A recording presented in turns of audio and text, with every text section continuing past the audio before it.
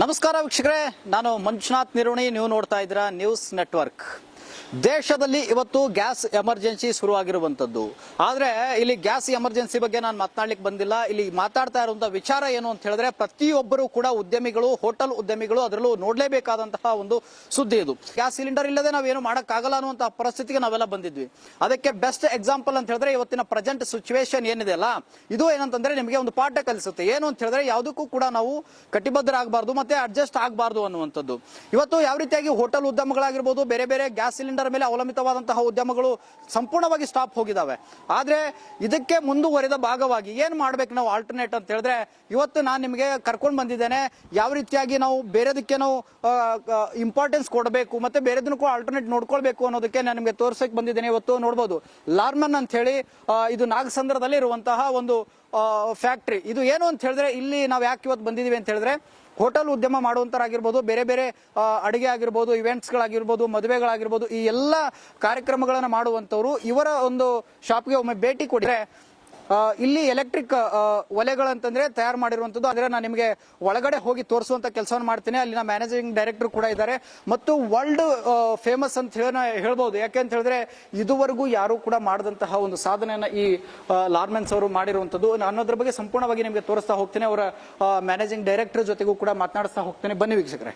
S ವೀಕ್ಷಕರೇ, ನಾನೀಗ ಒಳಗಡೆ ಬಂದಿದ್ದೀನಿ. ನಮ್ಮ ಜೊತೆ ಮಾತನಾಡಲಿಕ್ಕೆ ಲಾರ್ಮೆನ್ಸ್ ಮ್ಯಾನೇಜಿಂಗ್ ಡೈರೆಕ್ಟರ್ ಆಗಿರುವಂತಹ ಚಂದ್ರಮೌಳಿ ಸರ್ ಕೂಡ ಇದ್ದಾರೆ. ಸರ್ ನಮಸ್ಕಾರ. ಸರ್, ಇವತ್ತು ದೇಶದಲ್ಲಿ ಗ್ಯಾಸ್ ಎಮರ್ಜೆನ್ಸಿ ಶುರು ಆಗಿರುವಂತದ್ದು, ಅಂದ್ರೆ ನಾವು ಇದರಿಂದ ಪಾಠ ಕಲಿಬೇಕಾಗಿರುವಂತದ್ದು ಏನು ಅಂತ ಹೇಳಿದ್ರೆ, ನಾವು ಯಾವುದಕ್ಕೂ ಕೂಡ ಅವಲಂಬಿತರಾಗಬಾರದು.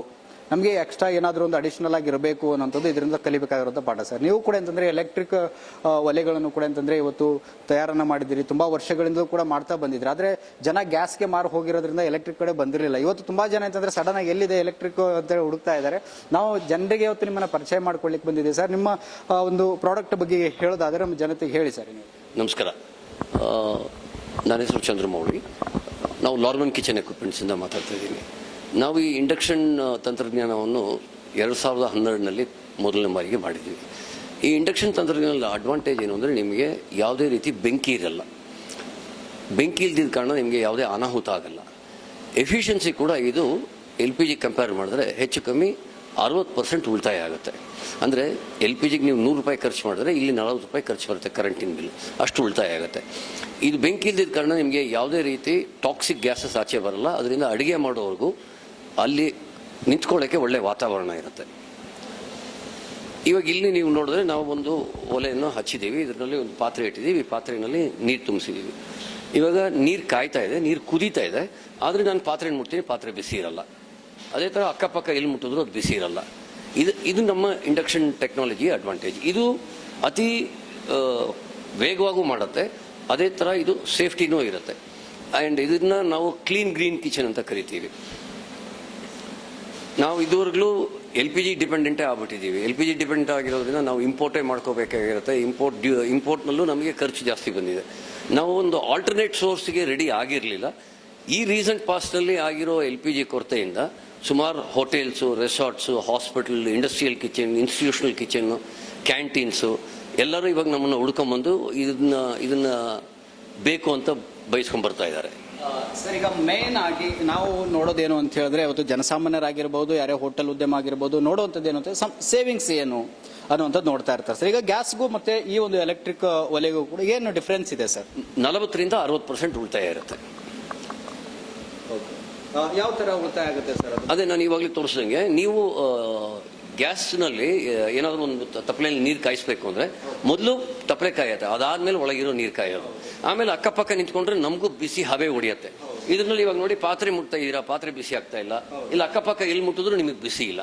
ಅದೇ ಥರ ಇದು ಎಷ್ಟು ಸೇಫ್ ಇದೆ ಅಂದರೆ, ಇವಾಗ ನಾನು ಇದ್ರ ಕೆಳಗೆ ಒಂದು ಪೇಪರ್ ಹಾಕ್ಬಿಟ್ಟು ಪೇಪರ್ ಮೇಲೆ ಈ ಪಾತ್ರೆ ಇಡ್ತೀನಿ. ನೀವು ಜನರಲ್ ಆಗಿ ಇಸ್ತ್ರಿ ಬಾಕ್ಸ್ ಕೆಳಗೇನೆ ಏನಾದ್ರು ಪೇಪರ್ ಇಟ್ಟರೆ ಪೇಪರ್ ಸುಟ್ಟೋಗುತ್ತೆ. ಇವಾಗ ಇಲ್ಲಿ ನೀರು ಕುದಿತಿರ್ಬೇಕಾದ್ರೂ ಇವಾಗ ನಾನು ಪೇಪರ್ನ ಇಟ್ಟಿದ್ದೀನಿ, ಪೇಪರ್ ತೆಗಿತೀನಿ ನೋಡಿ, ಪೇಪರ್ ಏನೂ ಆಗಲ್ಲ. ಸೊ ಅಷ್ಟು ಸೇಫ್ಟಿ ಇದೆ ಈ ಪರ್ಟಿಕ್ಯುಲರ್ ತಂತ್ರಜ್ಞಾನದಲ್ಲಿ. ಅಂದ್ರೆ ಈಗ ನೀವು ಹೇಳ್ತಾ ಇರುವಂತದ್ದು, ಈಗ ನಾವು ಒಂದು ಗ್ಯಾಸ್ ಸಿಲಿಂಡರ್ಗೆ ಸರ್ 1000 ರೂಪಾಯಿ ಕೊಡ್ತೀವಿ ಅನ್ಕೊಳ್ಳಿ. ಆ 1000 ರೂಪಾಯಿ ಕೊಡೋ ಬದಲು ನಾವು ಈ ಒಲೆಯನ್ನ ಪರ್ಚೇಸ್ ಮಾಡಿದ್ರೆ ಎಲೆಕ್ಟ್ರಿಕ್ ಒಲೆ ಒಂದು 400 ರೂಪಾಯಿ ಖರ್ಚಾಗುತ್ತೆ, ನಮಗೆ 600 ರೂಪಾಯಿ ಸೇವ್ ಆಗುತ್ತೆ. ಅಂದ್ರೆ ಇದರಲ್ಲಿ ಕಂಟಿನ್ಯೂಸ್ ಆಗಿ ವರ್ಕ್ ಮಾಡುವಂತಹ ಹೋಟೆಲ್ ಉದ್ಯಮಿಗಳು ದಿನಕ್ಕೆ ಏನಿಲ್ಲ ಅಂತಂದ್ರು 4-5 ಗ್ಯಾಸ್ ಆಗುತ್ತೆ ಸರ್. 4-5 ಗ್ಯಾಸ್ ಅಂತ ಹೇಳಿದ್ರೆ 4-5 ಸಾವಿರ ಹೋಗುತ್ತೆ. ಅದ್ರಲ್ಲಿ 2-2.5 ಸಾವಿರ ಉಳಿತು ಅಂತ ಹೇಳಿದ್ರೆ ತಿಂಗಳಿಗೆ ಒಂದು 60ರಿಂದ 70 ಸಾವಿರ, 1 ಲಕ್ಷವರೆಗೂ ಅಂತಂದ್ರೆ ನಾವು ಸೇವ್ ಮಾಡಬಹುದು ಅಂತ ಹೇಳಿ. ಈಗ ಎಷ್ಟು ಕೆಜಿಯಿಂದ ಸರ್, ಈಗ ಕೆಲವೊಂದಷ್ಟು ಜನ ಹೋಟೆಲ್ಗಳಾಗಿರ್ಬೋದು, ಮದುವೆಗಳಾಗಿರ್ಬೋದು, ಇವೆಂಟ್ಸ್ಗಳಾಗಿರ್ಬೋದು, ಅಂದ್ರೆ ಈಗ 10 ಕೆಜಿಯಿಂದ ಹಿಡ್ಕೊಂಡು 20 ಕೆಜಿಯಿಂದ ಹಿಡ್ಕೊಂಡು 50 ಕೆಜಿ, 1 ಕ್ವಿಂಟಲ್ವರೆಗೂ ಅಂತಂದ್ರೆ ಅಡಿಗೆ ಮಾಡೋರು ಇರ್ತಾರೆ ಸರ್. ಈಗ ವೇಟ್ ತಡೆಯುವಂತಹ ಸಾಮರ್ಥ್ಯ ಇರುವಂತಹ ಒಲೆಗಳು ಯಾವ್ಯಾವ, ಎಷ್ಟೆಷ್ಟು ಕೆಜಿ ಇದಾವೆ ಸರ್? ಅತಿ ಕಡಿಮೆ 30 ಕೆಜಿಯಿಂದ ಹಿಡ್ಕೊಂಡು ಅತಿ ಹೆಚ್ಚು 500 ಕೆಜಿವರೆಗೂ ಇದೆ. ನಾವು ಒಂದು ಸ್ಟೀಲ್ ಪ್ಲಾಂಟ್ ನಲ್ಲಿ 40,000 ಜನ ಅಡಿಗೆ ಮಾಡ್ಕೊಳ್ಳಕ್ಕೆ ಒಂದು ಕಿಚನ್ ಮಾಡಿದೀವಿ. ಹೆಚ್ಚು ಕಮ್ಮಿ ಅರ್ಧ ಎಕರೆಯಲ್ಲಿ ಮಾಡಿದೀವಿ. ಅದೇ ಬಂದ್ಬಿಟ್ಟು ದೊಡ್ಡ ಫ್ಲೇಮ್ ಫ್ರೀ ಕಿಚನ್, ಅಂದ್ರೆ ಬೆಂಕಿ ಇಲ್ದಿರೋ ಅಡಿಗೆ ಮನೆ ಅಂತ ನೋಡ್ಬೋದು. ನಾವು 2 ವರ್ಷದಿಂದ 2024ರಲ್ಲಿ ಮಾರ್ಚ್ 15ನೇ ತಾರೀಕು 126 ಅಡಿ ದೋಸೆ ಹೆಂಚು ಮಾಡಿ ಅದರಲ್ಲಿ 123 ಅಡಿ ದೋಸೆನೂ ಮಾಡಿದ್ವಿ. ಇದು ಬರೀ ಪ್ರಪಂಚಕ್ಕೆ ತಿಳಿಸಕ್ಕೆ ಇಂಡಕ್ಷನ್ ನಲ್ಲಿ ಅತಿ ದೊಡ್ಡದಾಗೂ ಮಾಡ್ಬೋದು ಅಂತ ಗಿನ್ನೆಸ್ ರೆಕಾರ್ಡು ನಾವೇ ಹೋಲ್ಡ್ ಮಾಡ್ತಾ ಇದೀವಿ ಅತಿ ದೊಡ್ಡ ದೋಸೆಗೆ. ಸರ್, ಈಗ ಹೋಟೆಲ್ ಅವರು ಮಾತಾಡಿ ಬೀದಿ ಬದಿ ವ್ಯಾಪಾರಿಗಳು ಕೂಡ ಇರ್ತಾರೆ ಸರ್. ಕೆಲವರು ಏನಂತಂದ್ರೆ ಈಗ ಸಣ್ಣ ಪುಟ್ಟ ಹೋಟೆಲ್ ಉದ್ಯಮವನ್ನು ಮಾಡ್ಕೊಂಡಂತ ಅಂತವ್ರಿಗೂ ಕೂಡ ಅಂತಂದ್ರೆ ಅವೈಲೇಬಲ್ ಇದೆಯಾ ಸರ್, ಸಿಗಬಹುದಾ? ಅಂದ್ರೆ ಈಗ ಬರೀ ಕರೆಂಟ್ ಸ್ವಿಚ್ ಹಾಕಿ ಮಾತ್ರ ಮಾಡಬಹುದು, ಜನರೇಟರ್ಗಳ ಮೇಲೆ ಕೂಡ ಇದನ್ನ ಆಪರೇಟ್ ಮಾಡಬಹುದಾ, ಹೇಗೆ ಸರ್? ಹೌದು, ಇದು ಜನರೇಟರ್ ನಲ್ಲೂ ಆಪರೇಟ್ ಆಗುತ್ತೆ. ನಾವು ಅತಿ ಚಿಕ್ಕದು ಅಂದ್ರೆ ನಮ್ಮ ಹತ್ರ 3.5 ಕಿಲೋವ್ಯಾಟ್ ಅಂತ ಚಿಕ್ಕದೊಂದಿದೆ. ಈ ಹೋಟೆಲ್ ನಲ್ಲಿ ಕಾಫಿ ಟೀ ಮಾಡ್ಕೊಳ್ಳೋಕೆ ಅಂತ ಕಡೆ ಎಲ್ಲಿ ಕರೆಂಟ್ ಸಿಕ್ಕತ್ತೋ ಅಲ್ಲಿ ಮಾಡ್ಕೋಬಹುದು. ಇವತ್ತು ಎಲ್ಲರಿಗೂ ತಿಳಿದಂಗೆ ನಮ್ಮ ದೇಶದಲ್ಲಿ ಅತಿ ಹೆಚ್ಚಾಗಿ ನಾವು solar power, wind power generate ಮಾಡೋದ್ರಿಂದ ನಮಗೆ ಪವರ್ ಸ್ಕೇರ್ಸಿಟಿ ಇಲ್ಲ, ಪವರ್ ಅವೈಲಬಿಲಿಟಿ ಇದೆ. ಆಮೇಲೆ ನಾವು ಬೇರೆಯವ್ರ ಮೇಲೆ ಡಿಪೆಂಡ್ ಆಗಿಲ್ಲ, ನಾವೇ ಸ್ವಂತ ತಯಾರಿ ಮಾಡೋದ್ರಿಂದ ಡೆಫಿನೆಟ್ ಆಗಿ ಇಂಡಕ್ಷನ್ ಮೊರೆ ಹೋಗೋದು ಫ್ಯೂಚರ್ನಲ್ಲಿ ಅದೇ ಇರುತ್ತೆ. ಗ್ಯಾಸ್ ಇಂದ ನಾವು LPG ಇಂದ ನಾವು ಆಚೆ ಬರ್ಬೋದು. ಓಕೆ ಸರ್, ಈಗ ಸರ್ ಕೂಡ, ಚಂದ್ರಮೌಳಿ ಸರ್ ಕೂಡ ನಮಗೆ ತೋರಿಸ್ತಾ ಹೋಗ್ತಾರೆ. ಇಲ್ಲೊಂದಷ್ಟು ಪ್ರಾಡಕ್ಟ್ಗಳಿದೆ, ಇದನ್ನ ಯಾವ ರೀತಿಯಾಗಿ ಅವರು ಎಕ್ಸ್ಪ್ಲೈನ್ ಮಾಡ್ತಾರೆ ಮತ್ತೆ ಹೇಗಿದೆ ಅದೆಲ್ಲವನ್ನು ಕೂಡ ಸರ್ ಸ್ಟಾರ್ಟ್ ಮಾಡಿ ಕೂಡ ನಮ್ಮ ವೀಕ್ಷಕರಿಗೆ ತಾವು ತೋರಿಸಬೇಕಾಗುತ್ತೆ. ಓಕೆ, ನಾವು ಇಲ್ಲಿ ಕೆಲವೊಂದಷ್ಟು ಅಂತಂದ್ರೆ ಪ್ರಾಡಕ್ಟ್ಗಳನ್ನ ಇಟ್ಟಿದ್ದಾರೆ. ಅಂದ್ರೆ ಇಲ್ಲಿ ನೋಡಬಹುದು, ದೋಸೆ ಮಾಡೋದಾಗಿರ್ಬೋದು ಅಥವಾ ಇಲ್ಲಿ ಒಲೆಗಳಾಗಿರ್ಬೋದು. ಈಗಾಗಲೇ ಅಲ್ಲಿ ನೀರು ಕೂಡ ಕುದಿಯುವಂತದ್ದು ನೋಡಿದ್ರೆ, ಆಗಲೇ ಟೀ ಮಾಡೋದಕ್ಕೂ ಕೂಡ ಅಲ್ಲಿ ಇಟ್ಟಿದ್ರು. ನಾನು ಇದನ್ನ ಆಮೇಲೆ ತೋರಿಸ್ತೇನೆ ಸರ್. ಇದ್ರ ಬಗ್ಗೆ ನೀವು ಎಕ್ಸ್ಪ್ಲೈನ್ ಮಾಡ್ತಾ ಹೋಗಿ. ಇದ್ರಲ್ಲೂ ಕೊಳಗ ಇಟ್ಟು ನಾವು ಅನ್ನ ಮಾಡ್ಕೊಳ್ಳಕ್ಕೆ ಇದರಲ್ಲೊಂದು 8 kg ಅಕ್ಕಿ ಹಾಕೊಂಡು ಅಡಿಗೆ ಮಾಡ್ಕೋಬಹುದು. ಒಂದು 30 ಲೀಟರ್ ವರ್ಗ್ಲೂ ಇದರಲ್ಲಿ ಅಡಿಗೆ ಮಾಡ್ಕೊಳಕ್ಕಾಗತ್ತೆ. ಅದೇ ತರ ಇದು ದೋಸೆ ಹೆಂಚು. ಈ ದೋಸೆ ಹೆಂಚಿನಲ್ಲಿ ಇದರಲ್ಲಿ ನಾನಾಗಲೇ ಹೇಳ್ದಂಗೆ ನಾವು ಅತಿ ದೊಡ್ಡ ಹೆಂಚೆ ಮಾಡಿದ್ದೀವಿ. ಇದರಲ್ಲಿ ದೋಸೆ, ಚಪಾತಿ, ಆಮ್ಲೆಟ್, ಪರಾಟ, ತವಾ ಮೇಲೆ ಮಾಡುವಂತ ಎಲ್ಲ ಕುಕ್ಕಿಂಗು ಇದರಲ್ಲಿ ಮಾಡ್ಕೊಳಕ್ಕಾಗತ್ತೆ. ಇದನ್ನ ಬಫೆ ವಾರ್ಮರ್ ಅಂತೀವಿ. ಸ್ಟಾರ್ ಪ್ರಾಪರ್ಟೀಸ್ ಎಲ್ಲ ಈ ಚೆಫಿಂಗ್ ಡಿಶ್ ಡೈನಿಂಗ್ ಹಾಲ್ ನಲ್ಲಿ ಇಟ್ಟಿರ್ತಾರೆ, ಅದಕ್ಕೆ ಬಫೆ ವಾರ್ಮರ್ ಅಂತ ಹೇಳ್ತೀವಿ. ಇದು ಜಿಲೇಬಿ ಕಡಾಯಿ. ಇದೇ ತರ ದೊಡ್ಡ ಕಡಾಯಿ ಇದೆ, ಅದರಲ್ಲಿ ಪೂರಿ, ಬಟೂರ, ವಡೆ ಇದೆಲ್ಲ ಮಾಡ್ಕೊಳಕ್ಕಾಗತ್ತೆ. ಇದು ಡೀಪ್ ಫ್ಯಾಟ್ ಫ್ರೈಯರ್ ಅಂತ ಫಿಂಗರ್ ಚಿಪ್ಸ್ ಎಲ್ಲ ಮಾಡ್ಕೊಳಕ್ಕಾಗತ್ತೆ. ಇದು ಸಣ್ಣ ಪುಟ್ಟ ದೋಸೆ ಮಾಡ್ಕೊಳಕ್ಕೆ, ಚಿಕ್ಕ ಕೌಂಟರ್ ನಲ್ಲಿ ದೋಸೆ ಮಾಡ್ಕೊಳ್ಳೋಂಥದಕ್ಕೂ ಇದಾಗತ್ತೆ. ಇದು ಬಂದು ಪಾವಜಿ ತವ ಅಂತ ಹೇಳ್ತೀವಿ, ಪಾವಜಿ ಮಾಡ್ಕೊಳಕ್ಕಾಗತ್ತೆ. ಇದೇ ರೀತಿ ನಮ್ಮ ಹತ್ರ ದೊಡ್ಡ ದೊಡ್ಡ ಎಕ್ವಿಪ್ಮೆಂಟ್ಸ್ ಇದೆ. ದೊಡ್ಡ ಫ್ಯಾಕ್ಟ್ರೀಸು, ಅತಿ ಹೆಚ್ಚು ಜನ ಕೆಲಸ ಮಾಡುವಂತ ಜಾಗದಲ್ಲೂ ಬಳಸ್ಕೊಳ್ಳೋಕೆ ನಮ್ಮ ಹತ್ರ ಎಕ್ವಿಪ್ಮೆಂಟ್ಸ್ ಇದೆ. ಎಸ್ ವೀಕ್ಷಕರೇ, ನೋಡಿದ್ರಲ್ಲ, ನಾನು ಕೂಡ ನಿಮಗೆ ತೋರಿಸ್ತಾ ಹೋಗ್ತೇನೆ. ಈಗ ಸಾಕಷ್ಟು ಆಫೀಸ್ಗಳಲ್ಲೂ ಕೂಡ ಅಂತಂದ್ರೆ ಒಲೆ ಆಗಿರ್ಬೋದು, ಎಲೆಕ್ಟ್ರಿಕ್ ಇದನ್ನ ಬಳಸ್ತಾ ಇರ್ತಾರೆ. ಆದ್ರೆ ಇಲ್ಲಿ ಇದನ್ನ ಏನ್ ನೋಡ್ತಾ ಇದ್ರಲ್ಲ, ಇದನ್ನು ಕೂಡ ಅಂತಂದ್ರೆ ಆಫೀಸ್ಗಳಲ್ಲಿ ಟೀ, ಕಾಫಿ ಮಾಡೋದಕ್ಕೆ ಮತ್ತೆ ಫಾಸ್ಟ್ ಫುಡ್ ಗಳನ್ನ ಮಾಡೋದಕ್ಕೆ ಅಂತಂದ್ರೆ ಬಳಕೆ ಮಾಡಬಹುದು. ಇಲ್ಲಿ ಕೂಡ ಇದೆ. ಆಮೇಲೆ ನೋಡಿ, ನಾನು ಬರೀ ದೊಡ್ಡ ದೊಡ್ಡ ಇವೆಂಟ್ಸ್ ಗಳಿಗೆ ಮಾಡುವಂತದ್ದು ಇದೆ ಅಂತ ಅನ್ಕೊಂಡಿದ್ದೆ. ಆದ್ರೆ ನೋಡಿ, ಇಲ್ಲಿ ಜಿಲೇಬಿ ಮಾಡೋದಕ್ಕೂ ಕೂಡ ಅಂತಂದ್ರೆ ಇಲ್ಲಿ ಒಂದು ಎಲೆಕ್ಟ್ರಿಕ್ ಒಲೆಯನ್ನು ಅಂತಂದ್ರೆ ತಯಾರು ಮಾಡಿರುವಂತದ್ದು. ಇದೆಲ್ಲವೂ ಕೂಡ ನೋಡ್ತಾ ಹೋದ್ರೆ ಸಂಪೂರ್ಣವಾಗಿ ನಾವಿವತ್ತು ಒಲೆ ಅಂದ್ರೆ ಬೆಂಕಿ ಹೊತ್ತಿಸದೆ ಮಾಡ್ತಕ್ಕಂತಹ ಯಾವ್ಯಾವ ಅಡುಗೆ ತಯಾರಿಗಳನ್ನ ಮಾಡಬಹುದು, ಅದೆಲ್ಲವನ್ನ ಮಾಡೋದಕ್ಕೂ ಕೂಡ ಒಂದು ಸಣ್ಣದರಿಂದ ಹಿಡ್ಕೊಂಡು ದೊಡ್ಡ ಮಟ್ಟದವರೆಗೂ ಕೂಡ ಅಂತಂದ್ರೆ ಇಲ್ಲಿ ಎಲ್ಲಾ ರೀತಿಯ ಎಲೆಕ್ಟ್ರಿಕ್ ಒಲೆಗಳನ್ನಂತಂದ್ರೆ ತಯಾರು ಮಾಡಿರುವಂತದ್ದು. ಇದನ್ನ ನೀವು ಸಂಪೂರ್ಣವಾಗಿ ಬಳಕೆಗೆ ತಗೊಳ್ಳಬಹುದು. ಮತ್ತೆ ಇದರಿಂದ ನಿಮಗೆ ಕರೆಂಟ್ ಸೇವ್ ಆಗುತ್ತೆ, ದುಡ್ಡು ಸೇವ್ ಆಗುತ್ತೆ.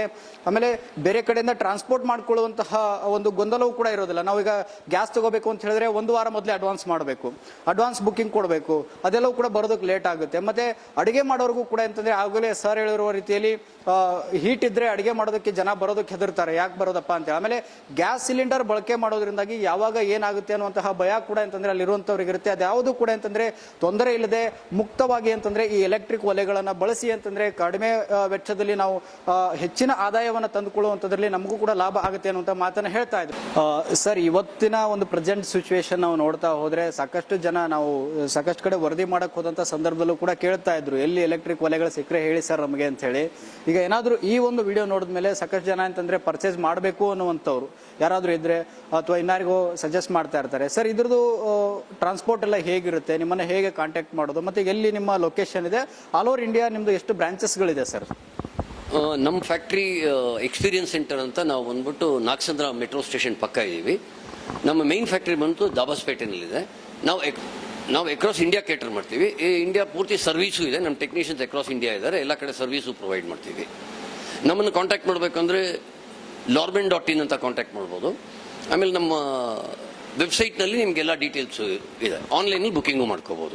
ಓಕೆ ಸರ್, ಇನ್ನೊಂದೇನು ಅಂತ ಹೇಳಿದ್ರೆ ಸರ್, ಈಗ ವಾರಂಟಿ ಗ್ಯಾರಂಟಿಗಳ ಬಗ್ಗೆ ತುಂಬಾ ಜನಕ್ಕೆ ಗೊಂದಲ ಇರುತ್ತೆ. ಏನಾದರೂ ಹಾಳಾಗೋಯ್ತಪ್ಪ ಈಗ ಏನು ಮಾಡೋದು ಸಡನ್ ಆಗಿ, ಇಲ್ಲಿ ಯಾಕಂದ್ರೆ ಇದು ಹೊಸ ಟೆಕ್ನಾಲಜಿ ಆಗಿರೋದ್ರಿಂದಾಗಿ ರಿಪೇರಿ ಮಾಡುವಂಥವ್ರು ಕೂಡ ಸಿಗೋದಿಲ್ಲ, ಟೆಕ್ನಿಷಿಯನ್ ಸಿಗೋದಿಲ್ಲ.